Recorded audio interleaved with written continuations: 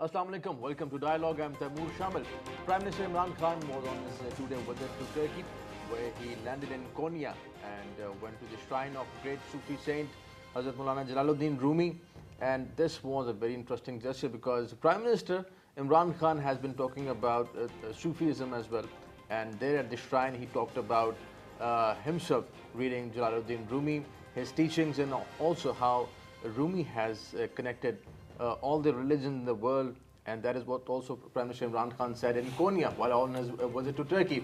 Prime Minister landed in Konya, interestingly. He went to the Sufi shrine and then he went to meet the President of Turkey, Mr.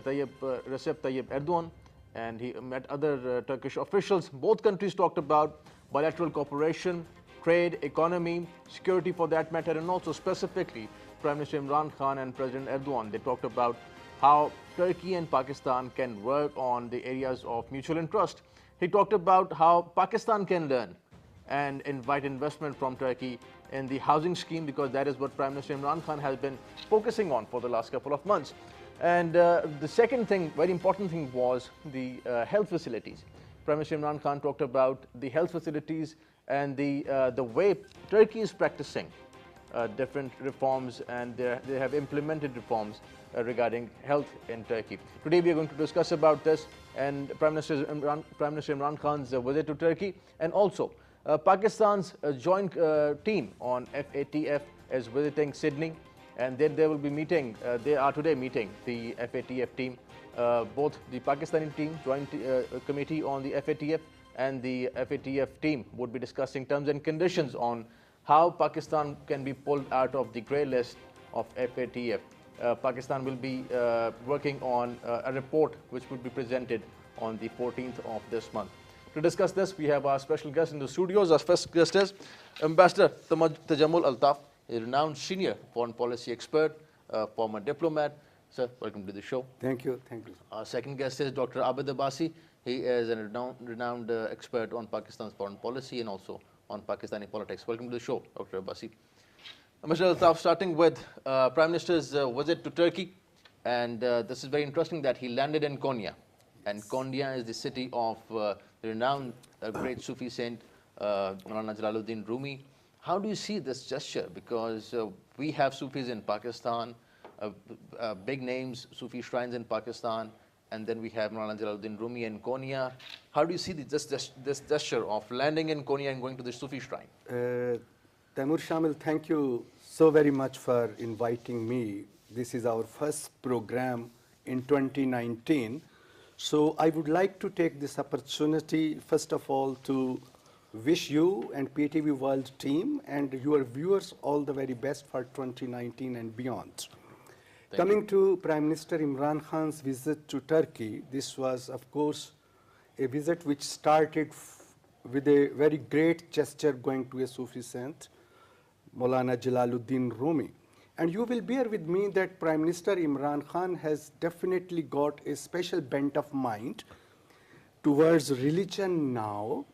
And normally he starts his visit from that sort of an activity where he can go to and pay homage to great personalities of Islam. You may recall that first visit of Prime Minister to Saudi Arabia and second visit to Saudi Arabia started from Medina.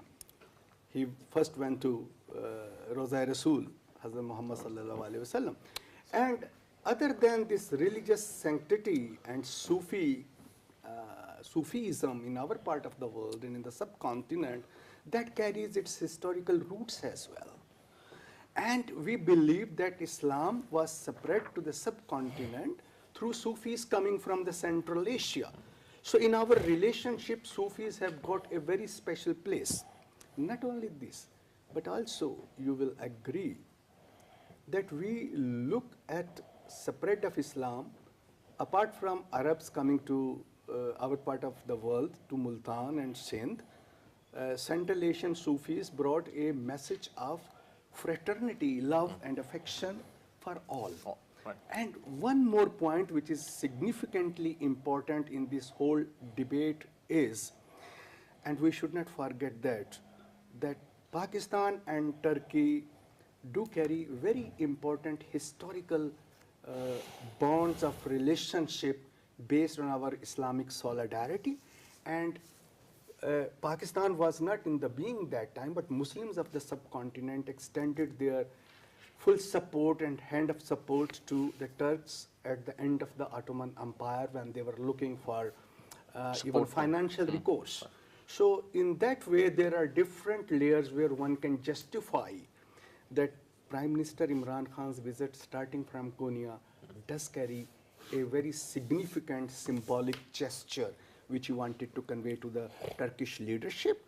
And from that point onward, he met the Turkish leadership and started his visit as usual. Dr. Abbasi, this gesture of going to the Sufi shrine, even politically, is very important because even in diplomacy, you want people of Turkey and people of Pakistan to know the importance of culture, the importance of religion, importance of Sufism for that matter, and how Mr.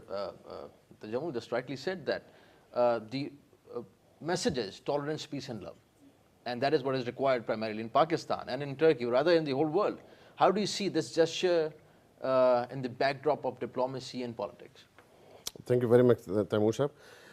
You very well said that this Sufism, actually, if we look back into the history, as Ambassador Tajammul Sahib said, that Pakistan, he named one city, the Multan, but there are so many other cities of Pakistan where those Sufis, coming from various other areas, Central Asians, which we also call the Turk nation. In the olden time, if we associate all those Central Asian states with the Turkish Empire. Right.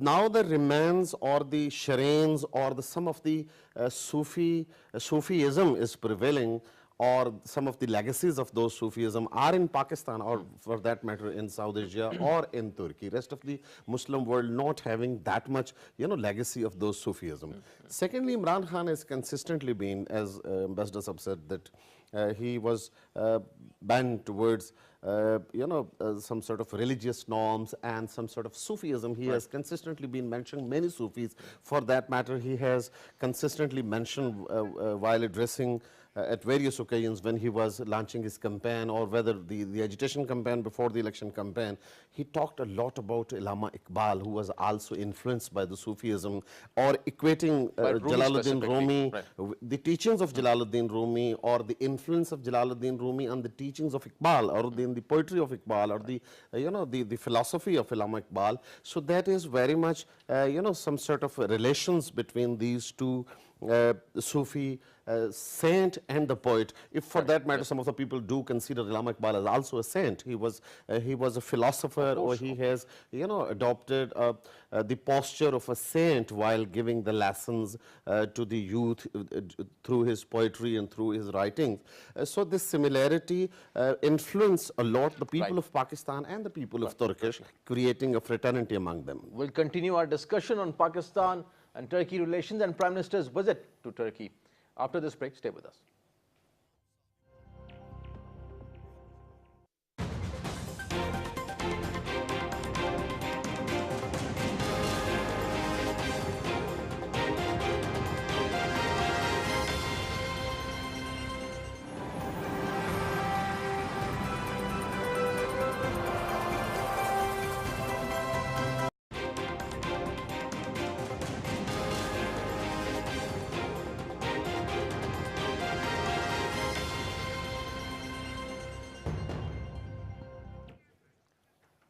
Welcome back. We are discussing Prime Minister Imran Khan's visit to Turkey, where he met the Turkish officials and President of Turkey, Recep Tayyip Erdogan. Both countries talked about bilateral relations, trade, economy, security, investment, development, and all these things. And we are going to discuss about all these important issues with our guest, Ambassador Altaf, talking about Prime Minister Imran Khan's visit to Turkey. He emphasized on many issues, and President Erdogan and Prime Minister Imran Khan, they had a press briefing and they talked about several issues. We are going to discuss about them step by step. They talked about the core national interest, issues relating to core national interest. Interestingly, this time, Prime Minister also said that both Pakistan and Turkey would also be working on counter-terrorism, for that matter, because Turkey has been supporting Pakistan in that area as well, on Afghanistan especially, because Heart of Asia conference was initiated by Turkey. How do you see Pakistan and Turkey working on Afghanistan issue? Because this has been an issue for Pakistan for the last 17 years. Taimur, it was a meeting between the two leaders during which they covered almost every topic and subject of bilateral relations, regional and international relations. And a joint statement was issued at the end of the visit, which say it was a very special relationship, heart-to-heart relationship between the two countries, where you feel so comfortable and you can go and talk your heart. So apart from all other points, the salient points which came up during the visit, you mentioned terrorism, yes. The two leaders underlined their abiding commitment to fight against terrorism in its all forms and manifestations. Both have been victims of terrorism as well. Because our two countries had been bad victims of terrorism. Not only this, but of course we also understand that Turkey has taken a very clear stance on presence of Fatehullah Gulen in United States of America, and Turkey has associated his activities in the United States of America with terrorism. Right. Yeah. I know he was a philanthropist, he was a very strong businessman, a religious leader as well, a teacher as well. And what happened at one point in time that he went against the policies of Tayyip Erdogan when he was the prime minister and subsequently when he became president. And it was such a vocal and harsh criticism coming from Fatehullah Gulen that apart from all efforts being made by Turkey to bring him back, this access was denied. So it has become an irritant now between the United States of America and Turkey. But Turkey takes it very seriously, and Pakistan has already given their full support against the terrorist organization of Fatehullah Gulen, that we will stand with Turkey. And then of course, as you mentioned, that Afghanistan now every country is talking about future peace process. You start from the United States of America, regional powers, China is there, Turkey is there, Pakistan, Iran, Afghanistan itself, and that shuttle diplomacy is now going on. And we understand that United States of America very clearly wants to resolve the situation in Afghanistan through political negotiations, and they have used all other means which are not coming to fruition. And at the end of the day, they strongly feel that dialogue and political dialogue and negotiations is the only way out. Right. And Turkey is very much partner in that effort to bring Afghanistan on the negotiating table. And Turkey being a very important regional country, both in Asia and Europe, is trying to play its cards in such a way that they also stand behind this political settlement of Afghanistan. Right. So our two leaders had very clear understanding that Turkey, Pakistan and others will play their due role and significant role in the resolution of Afghan problem and return of durable peace in that country. And both are working on it, certainly. Dr. Abbasi, talking about governance and economy, Prime Minister Imran Khan has been focusing on these two things especially. Even when he was on his trip to Saudi Arabia, China and other countries, he emphasized on economy and he emphasized on governance. In Turkey, he said that he would like the Turkish businessmen and the government also to come and invest in Pakistan. He also said that he would like to know more about how Turkey has been working on the housing schemes in Turkey, and they have provided a lot of people with housing schemes, and also on providing people with better health facilities. So these two areas, housing and health facilities, how do you see that? Just in a few years, I think about 6 or 7 years, Turkey has constructed about 2 million new houses for the underprivileged classes in Turkey. And the similar, sort of notion Imran Khan has given in Pakistan when he, given his manifesto. He talked about 5 million houses for low paid or the underprivileged people of Pakistani society. If we go back into the recent past, Turkey, we have been, we have been getting inspiration from the Turkish model in Pakistan. For instance, the transportation during the previous government of Mia Shahbaz Sharif, they consistently been visiting Turkey, and they got some inspiration. They got some sort of, a lesson of the transportation, the modernization of transportation City in Turkey. management and all that, right? Definitely the sanitation and cleanliness and the other sort of areas. So Turkey, one thing we should acknowledge that Tayyip Erdogan has given a softer kind of revolution in Turkey.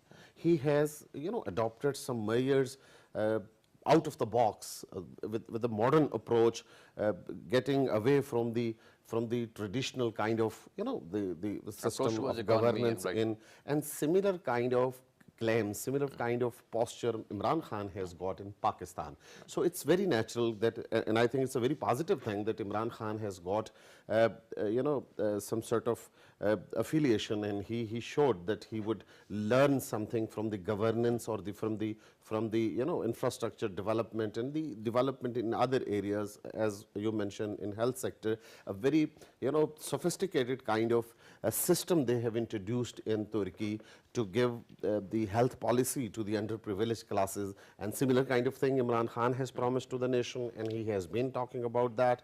And to get some inspiration, to get some sort of knowledge of those achievements of the Turkish model or the Turkish government, I think it's very positive that if the government of Pakistan could get some sort of input from the experience of Turkey and to launch all those sort of in health sector or in the housing sector or either in the city Agriculture, they have mentioned agriculture. They have mentioned a lot of other things as well. City management or the urban management system. I think these are good examples just in our neighborhood in Turkey, and if we could get some sort of knowledge from them, it would be very much productive for Pakistan. Productive for Pakistan.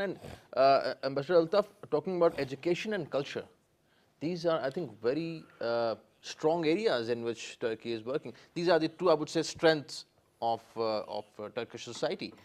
Education, because they have been spending a lot on education. They have been improving their schools and their educational system.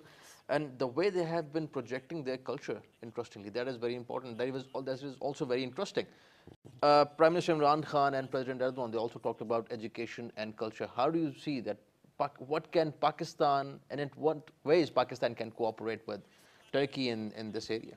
Taimur, our two countries have definitely a very promising prospects of having some sort of very tangible cooperation in the field of health, agriculture, and culture, of course. These three areas were identified during the visit. And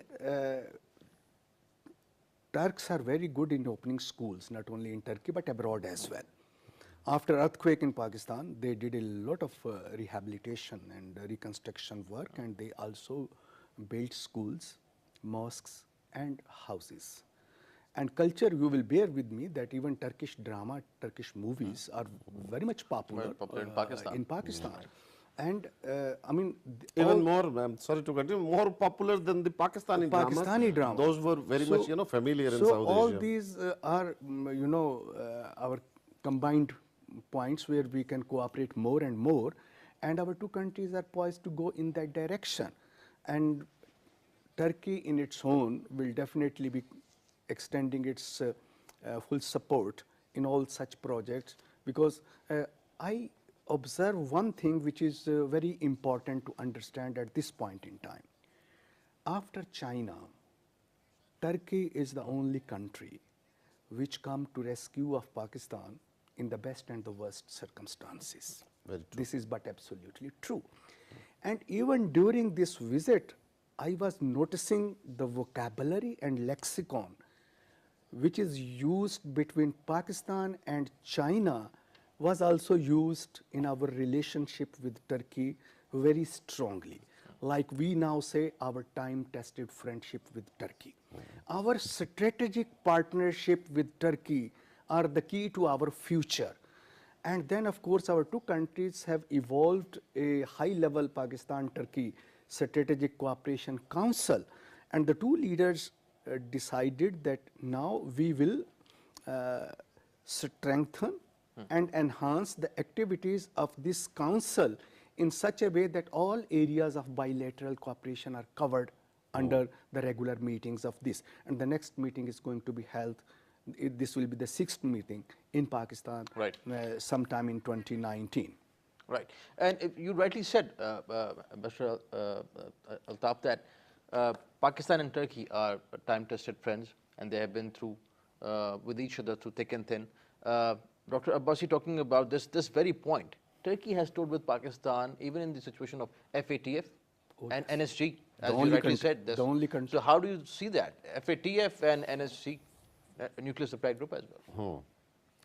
Turkey, some of the people were thinking and wrongly thinking that the Turkish leadership having some personal relation with our former rulers in Pakistan, but the time has proved it wrong. Turkey has supported Pakistan in everything and thin, as you mentioned, FATF or the Nuclear supply group. military supply group, or even the welcome or the gesture which the Turkish leadership has shown to the newly elected Prime Minister of Pakistan, Imran Khan, that shows that Turkey has a relation with the people of Pakistan, with Pakistan not for some sort of specific people or specific person, but as the Turkish, very rightly Ambassador Sab said that as the notion and the the words used by the Turkish leadership for the friendship with Pakistan, those were very much similar to the Chinese or the leadership have been consistently using for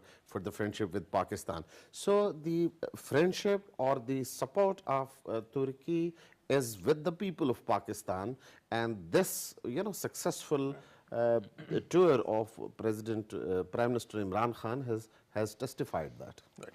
Ambassador Altaf, Pakistani team on FATF is visiting Sydney, and they are on their 3-day visit. Yes. They will be meeting the FATF team over there. Both the Pakistani team and the FATF team, they would be having conversation and discussions on the terms of conditions of Pakistan working on the FATF thing, and how Pakistan, and also on the progress on money laundering and terror financing. This very issue is very important to Pakistan, certainly, because Pakistan has been fighting this war on terror. Pakistan has lost so many innocent people, innocent lives in this 17 years long war. Pakistan has been fighting most notorious terrorist organizations in the region, I would say, in the world for that matter. But this FATF thing is an issue certainly for Pakistan. How do you see this meeting that is going on today in Sydney?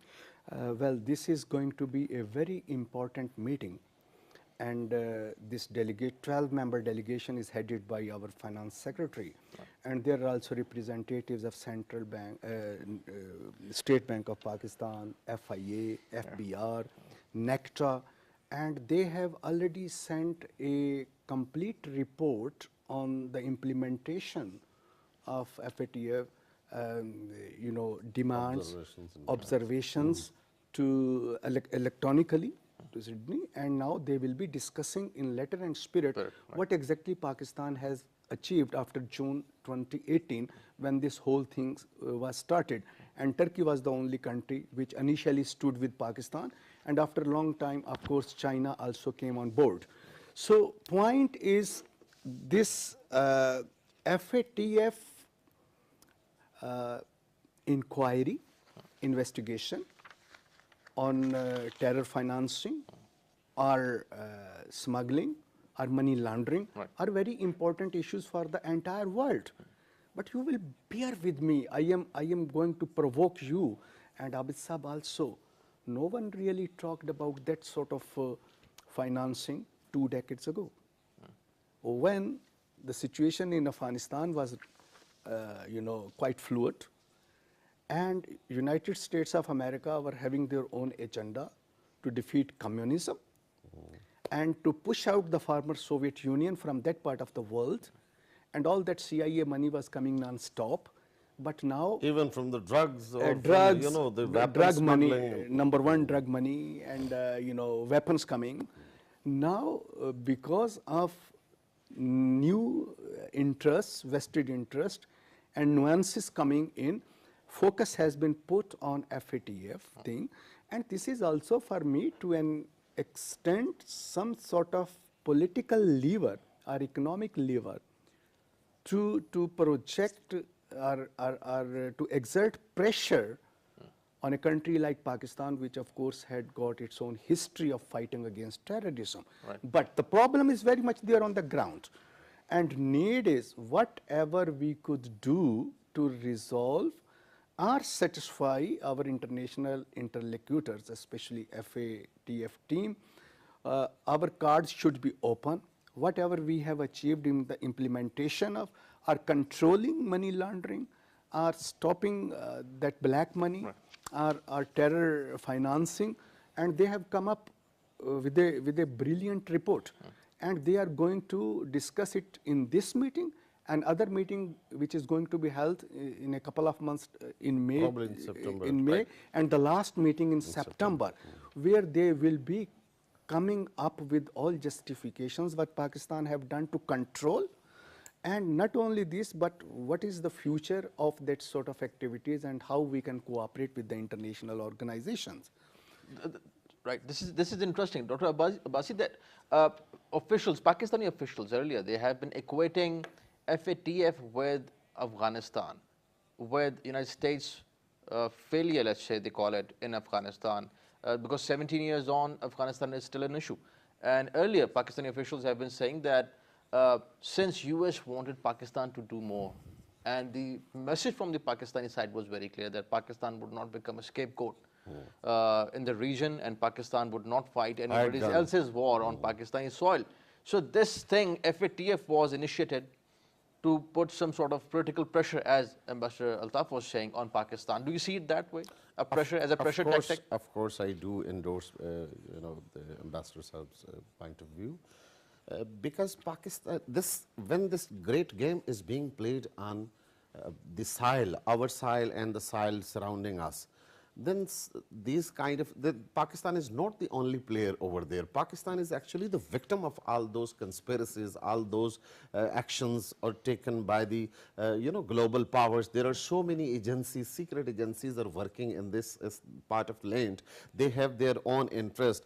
As the Pakistani, you know, the report which was electronically sent to FATF, Terror Financing Risk Assessment report, that says that there are so many other agencies working in the region. They are using this sort of, you know, black money for their own interest, and blame is being put on Pakistan. As you very rightly said, that this can be a you know, arm twisting kind of Pakistan, action against Pakistan, because now the Pakistan is needed, because the new government of Pakistan has categorically said, our armed forces, the leaders, they are all on the same page that Pakistan would not be able to pay more sacrifices for the war, which is not actually the war of Pakistan. We have already sacrificed about 70,000 people, the innocent people of Pakistan, you know, in very different cities of Pakistan. The armed forces of Pakistan have given great sacrifices. We have, you know, bear the burden of about $123 billion, which is a very hefty amount if we keep into consideration our own exchequer, our own budget. So now, actually, this you know, FATF kind of saga is going against Pakistan to use Pakistan, or to put more pressure on Pakistan to get maximum, as you said, the do more, to bring the Afghan Taliban on the table, or to get some negotiation in the region in favor of those forces which are actually the key players in the region. And interestingly, Ambassador Altaf, that the members of the review committee of FATF, there are people from China and India as well, and Pakistan has certainly reservations on people from India being member of this committee, because we know that there are biases, and India and also perhaps US have been very active on this FATF list. Naturally, we should be concerned because of presence of a few other actors in this whole process. And as very aptly has been pointed out by Dr. Abid Abbasi, This is some sort of arm twisting. This could be a political lever. This could be a pressure tactic. But we will certainly be coming with implementation part as well, where we have done 1, 2, 3, 4 things, and we really want to now come out of that gray list, and we don't want to go to blacklist. There will be pressure on us, but of course the leadership of this country under Prime Minister Imran Khan has very categorically conveyed a message to the United States of America. We are no more going to play the role of a hired gun. It was an interview given to Washington Post. And we know what are our sacrifices in the past, and we know what is our future now in this region, and what is our future with China and other countries, with Russia and Iran and others, and how strongly we can play that role. And now, since US is withdrawing forces from Afghanistan, do you think that this FATF thing would still continue? Obviously it will, but US, let's say, stance on Pakistan, would that continue? This pressure will remain there unless we come up with a clean slate to an extent, showing some progress sheet to the team, and we come up with certain arguments. Look, Pakistan is a big country having a long porous border, long coastal line, where you cannot choke or block each and every point for the movement of that sort of activities. And if we try to fence these borders, it will be a big issue, but which we have already started. And we have improved certain mechanisms on our entry-exit points, even our Afghanistan border and border with other countries. But you know, this is a long way to go.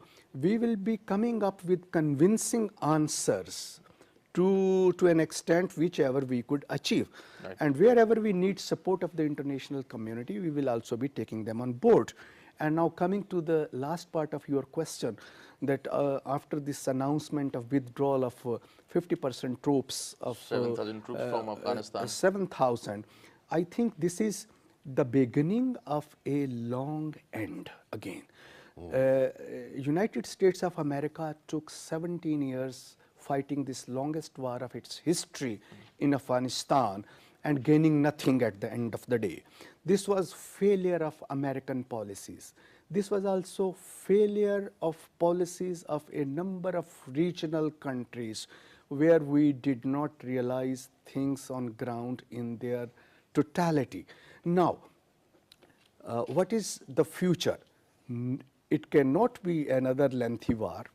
And if it could not be a lengthy war, and the Taliban are an important factor, sorry, and how they could be engaged in that process of durable peace, they have certain demands.